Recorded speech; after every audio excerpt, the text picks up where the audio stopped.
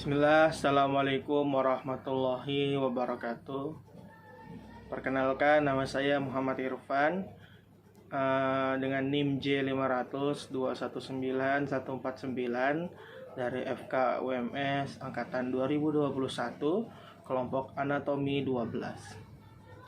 Di video kali ini, saya akan sedikit menjelaskan mengenai materi anatomi Central Nervous System (CNS) dengan judul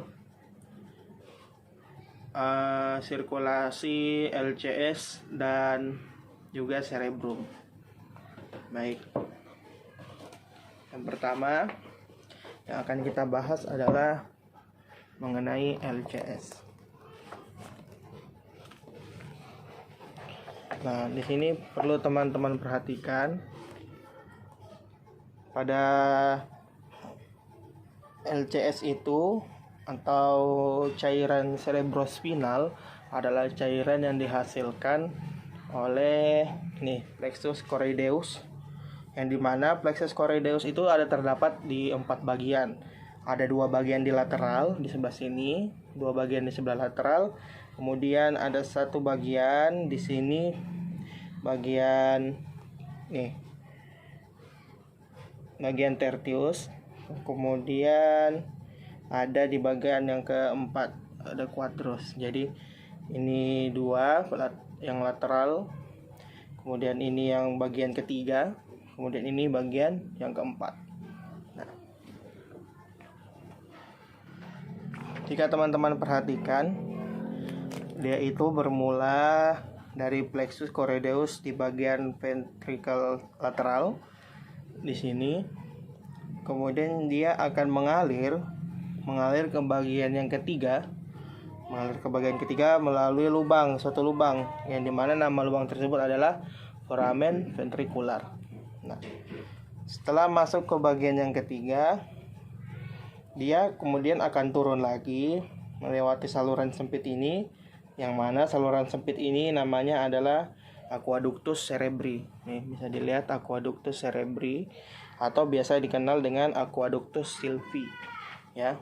Nah, kemudian ketika cairan LCS ini sudah turun sampai ke bagian ventricle yang keempat, nah dari sini cairan LCS akan keluar melalui lubang ini, apertura mediana atau biasa disebut dengan apertura Magendie, keluar lewat sini atau juga melalui lubang yang ini, ya. Ini bisa dilihat lubang kecil yang namanya adalah apertura lateralis atau foramen Luska, ya. Nah, dari 2 lubang tersebut cairan LCS nanti akan mengisi di bagian subarachnoid. Sebagaimana yang kita ketahui bahwa lapisan otak itu dilindungi oleh lapisan meninges yang terdiri dari 3 lapisan. Yang pertama itu ada dura mater. Nah, dura mater ini yang berhubungan dengan kranium. Kemudian di bawahnya itu ada arachnoid mater yang warna arachnoid mater. Kemudian ada pia mater yang langsung berhubungan dengan otak. Adapun subarachnoid itu di antara pia mater dan arachnoid mater. Jadi dia mengisi ini di bagian yang coklat-coklat ini, bagian yang coklat-coklat, sampai nanti di sini di granulation arachnoid. Nah, di bagian bulatan ini nanti cairan LCS akan diabsorpsi oleh dan masuk ke bagian vena yang namanya ini adalah sinus sagittalis superior. Nah, dari cairan vena tersebut nanti cairan LCS akan kembali ke plexus choroideus bagian pertama, yaitu ventricle lateral kiri dan kanan. Seperti itu. Teman-teman, selanjutnya kita akan membahas dengan cerebrum atau otak besar. Ini adapun cerebrum itu pada bagian substantia grisea itu terdapat 3 bagian. Yang pertama ini ada cortex cerebri.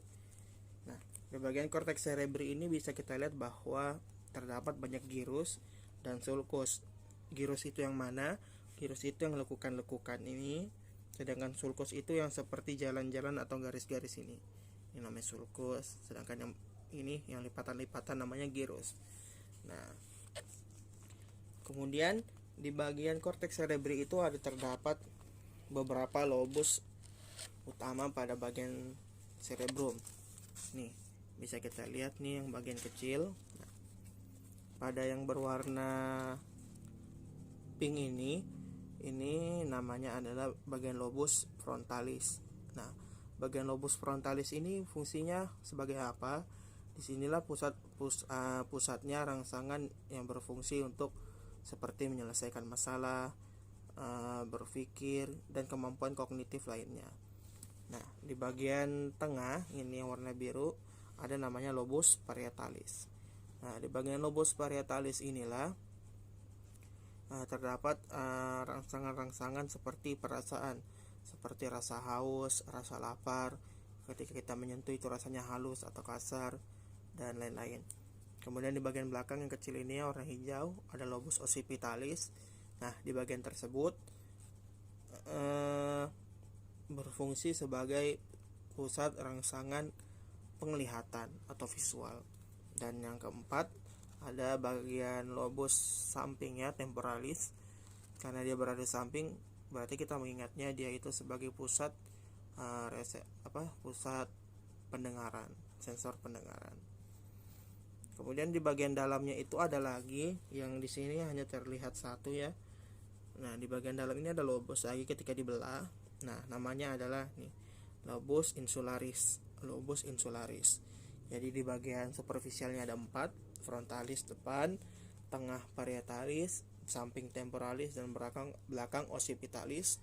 Kemudian di bagian dalamnya itu ada namanya lobus insularis, dan satu lagi ada namanya lobus limbik.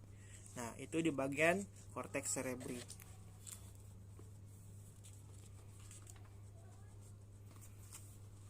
Selanjutnya teman-teman, nah yang ini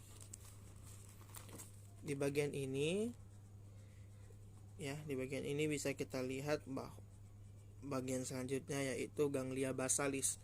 Ganglia basalis itu yang bagian mana? Nih, teman-teman bisa lihat yang hitam-hitam ini. Nah, agak gelap ya, bukan hitam, agak gelap. Nah, ini namanya adalah bagian putamen.